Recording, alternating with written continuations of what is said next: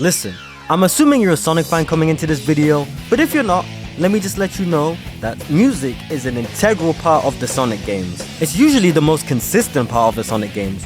Most Sonic games have at least an 8 out of 10 soundtrack. Even games like Sonic 06, which are renowned for being awful, buggy messes, still have banger soundtracks. Like 06 is literally in my top 5 Sonic soundtracks. Now obviously if you're a Sonic fan, you'll be probably aware of, the big, most well-known Sonic songs. Stuff like Live and Learn, Open Your Heart, Sonic Heroes, Night of the Wind. These tracks that are just super iconic to the franchise and just hit so hard. They're almost what you'd call classics. And most of the vocal classics happen to be by Crush 40, which is a combination of American vocalist Johnny Gioeli and Japanese composer and guitarist Jun Sonoe. For a period starting with the Sonic Adventure games and going onwards into the 2000s, you couldn't get a Sonic game that didn't have Crush 40 in it. The hard-hitting vocals of Johnny combined with the butt rock compositions of Jun Sonoe just made some absolute bangers for the Sonic community. Some of my favorites including previously mentioned Live and Learn, What I'm Made Of, Night of the Wind. These just add to the adrenaline-fueled madness that is Sonic games and just getting people hyped for the moment, whether it's the final boss or just the start of the game. Now I say all this to say it's pretty hard to unseat those songs from being the top song in my opinion. At least if we're talking about vocal songs in Sonic games, Crush 40 will always be at the top. It's pretty hard to change that. It's pretty hard to change people's minds about that. That's what people have grown up with, especially people who have been on the Sonic franchise for a long time. The newer stuff just isn't really hitting like that. Or it wasn't really hitting like that. Enter Kellin Quinn. Now for those of you who are unfamiliar, Kellin Quinn is the lead vocalist of an American rock band called Sleeping with Sirens. Now if there's anywhere you've heard Kellin Quinn before, you've probably heard them on the Pierce the Veil song King for a Day. And in general, he's really known for his hardcore, distinctive, high-pitched vocals. Now I'ma be honest, I was familiar with the name in the general existence of music, but I didn't really listen to him. I didn't really listen to that genre that he's in general. That wasn't really my type of music. It was super AMV 2000s type music, which, I heard a couple, but I'm more of a rap guy myself. But I'ma say one thing. SEGA bringing in Kellin Quinn to do those boss themes for Sonic Frontiers was absolute genius. Kellin Quinn did 3 boss themes for Sonic Frontiers: Undefeatable, Find Your Flame, and Break Through It All. And for the Final Horizon DLC, he came back to do a revisited version of I'm Here. Now in my opinion, these are some of the best vocal tracks that the Sonic series has had, period. These songs became instant classics in the Sonic community. If you were on Twitter or on TikTok or any kind of social place with Sonic fans, you'll see the absolute wave that these had over the Sonic community. The grip, it's insane. Oh, this is my kind of music. Bro, they got screaming in a Sonic game, let's go. All of these songs that Kellin Quinn did, in my opinion, became instant classics, both from what I've observed and my own personal opinion. Now I'm gonna sort of give my thoughts as to why I believe that these became instant classics the way that they did. Specifically talking about Undefeatable, which is the most streamed one out of all of them, and personally it's my favorite one out of all of them. Now the first reason that I think Undefeatable became an instant classic in the Sonic community is because of the context. We've got to look at the context that the song was in. Now Sonic Frontiers was almost like the comeback game. The game that was going to do something new and set us back on the right track after Sonic Forces. And they really did that with this game, I'll be honest. It's not the most exciting, it's not necessarily the best controlling or anything, but just in general of what it is, the scope of what it is and what the game does, Sonic Frontiers was a really good return to form for the Sonic franchise. And I think a key part of Sonic Frontiers was spectacle. They wanted to show out. They wanted to give flair, they wanted to give energy, they wanted to give Sonic fans an experience that they haven't had in a while. And a big part of that was the boss battles, the Titan fights. As far as I know, this marked the first time that you could use Super Sonic not in the final boss. It was throughout the game. And I can tell you from my personal experience, going into that Gigant boss fight, getting all the Chaos Emeralds and turning Super Sonic with the first time and hearing that I'm hanging on to the other side. Bro, life-changing experience. Now putting a song in that context is a double-edged sword, because if the song hits, the whole thing is elevated. The scene elevates the song and the song elevates the scene, and it's just crazy. And if the song is a miss, well then everything just kind of falls flat. You got all this spectacle, but what's backing it up is just taking you out of it. So they really had to hit the nail on the head with this first one. And I believe they did. Now, before we get into discussing the actual track itself, there is one theory, one kind of thought that I've been having that I do want to quickly bring up, and I want to hear your thoughts on it. Now, the main theme of Sonic Frontiers, I'm Here, is also used as a Titan Boss theme. But this track was performed by an artist called Mary Kirk Holmes, who's an Australian singer who is the lead vocalist and songwriter of 2 Octavia. Now, I'm not too familiar with their music, but Mary does also have a similar high-pitched hardcore delivery, at least in I'm Here. And to me, it doesn't make sense why that's the only track that has a different artist to the rest of them, which are done by Kellin Quinn. And my theory is that they were never supposed to do the song. My theory is that SEGA hit up Kellin Quinn, they didn't hear something back for a while, so they went with their backup singer. And once Kellin Quinn actually responded, they were like, hey, okay, well, you can do the other songs. Since we've already got I'm Here in the works, you can do the other ones that we wanted you to do. And that also would back up the reason why, for I'm Here Revisited, they had Kellin Quinn do it this time, as he was initially supposed to.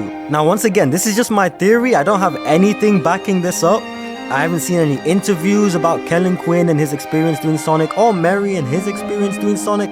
So if there are any interviews, if there is any information that you guys know, let me know in the comments. Or let me know if you have your own theories. I'd love to hear them. Alright, let's get into the actual song, shall we? Now, the production of Undefeatable is an Otani take on metalcore and post-hardcore type of music. Of course, this is the music that Kellin Quinn is already pretty familiar with, so it's right in his bag. And on a surface level, this doesn't seem like Sonic type production. Like if you just heard this on the radio or something, you wouldn't think twice about it. But that's the beauty of Sonic music. Sonic music can be literally any genre, it doesn't matter. And I think this more mainstream approach is a huge reason why the song became an instant classic and took off the way it did. Not just in the Sonic community, but beyond. You know, having a mainstream name doesn't always equal success, and it doesn't always equal the best music either. I mean, Ed Sheeran did a song for Pokemon Scarlet and Violet, and I do not hear any Pokemon fans talking about that song. Pika, Pika. So just going for a mainstream appeal doesn't necessarily mean it's gonna be great or everyone's gonna love it. You still have to know your audience. And trust me, these guys know their audience, man, and Kellin Quinn delivered. Now, if we start delving into the themes of the song is all about facing your fears. The song is all about standing strong, being that guy, being super hype, and just getting things done.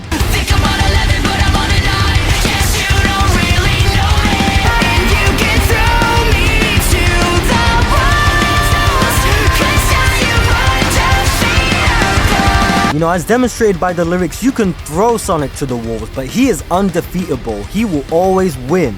And I think this amount of confidence and energy in these lyrics really helps to stick for this first boss fight. And it's not just the lyrics, it's the vocal performance from Kellin Quinn. Kellin Quinn puts on an absolute show with his vocals on this track. Like, I'm talking his range, I'm talking the screamo with the Face Your Fears interlude kind of part, or build-up part, as it gets to the chorus, and some of those high notes that he hits when he says he's undefeatable are just crazy.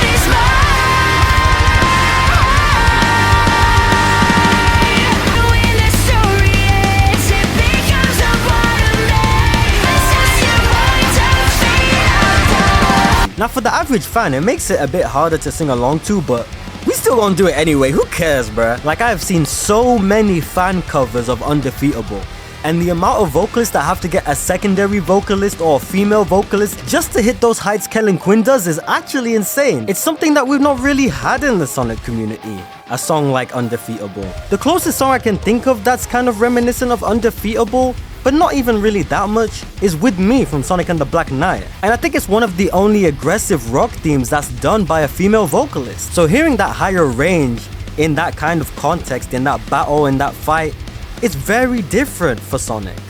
But it works so well. And hey, here's another wacky theory of mine. I'm guessing that the reason that this is usually done is because these songs are meant to reflect the themes of certain characters or certain points in time for certain characters. So I guess they just like to have their male characters with male vocalists doing their songs and their female characters with female vocalists doing their songs. You know, it becomes pretty clear to me when you have situations like Rouge's music in Sonic Adventure 2. It's all female vocalists, Fly in the Freedom, female vocalists. compared to Knuckles, who has the male rap vocalist, of course. And Amy, like with her theme from Sonic Adventure, My Sweet Passion, also done by a female vocalist.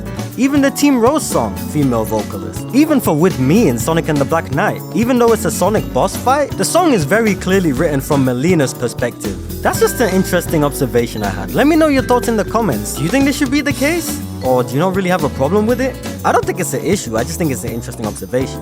Anyway, back to the point. I believe all these factors, the range of his vocals, the context of the situation in which the song plays, the production being mainstream and also hard rock at the same time, the lyrics being hype and super confident, these all play a huge factor as to how Undefeatable basically became an instant classic among Sonic fans. Now, one last factor I do want to cover is the context of the situation right now.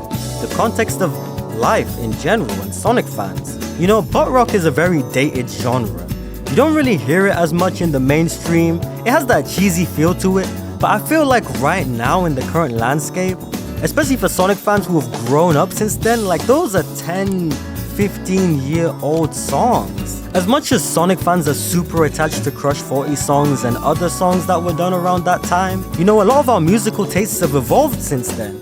Some have gone more down into video game OSTs, but some have maybe gone more mainstream, looked into more mainstream rock bands, or just found something different. So I feel like choosing to go with a genre and a sound that's almost like an evolution of what we used to have, rather than trying to harken back to that, was a very smart decision, and it's really paying off. And it makes me really intrigued to see where they go next. Obviously, this game is coming out after the newest entry in the franchise, Shadow Generations, which is another game harkening back to old games. So a lot of its sound and vocal theme harkens back to those classic songs that I mentioned before. We got a slightly updated What I'm Made Of, which is basically the same except for new drums, and a new remix of All Hail Shadow, which despite how epic it is, I don't think is replacing the 06 version anytime soon. And unfortunately, as many of us were hoping for, we did not get a new vocal theme from Kellin Quinn, or even a cover of one of Shadow's old songs from Kellin Quinn. And personally, knowing how it usually goes with Sonic vocalists on the franchise, I don't think we're gonna see him return again.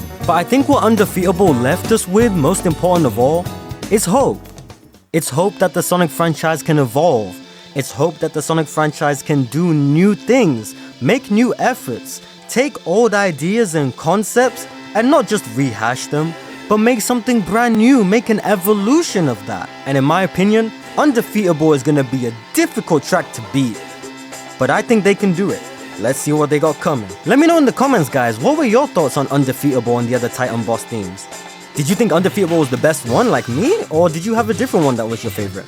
Go ahead and comment why, I'd love to read it and I will respond to all the comments. If you made it this far in the video, thank you so much for watching. I honestly did not expect it, like I kinda just been yapping. I don't usually do a script for these videos, I just talk off the top of my head and see what comes out. Let me know what else you'd like to hear me talk about, any other topics. And there should be some other cool videos popping up right now, so go ahead and click one of those if they interest you. And hopefully I'll see you there.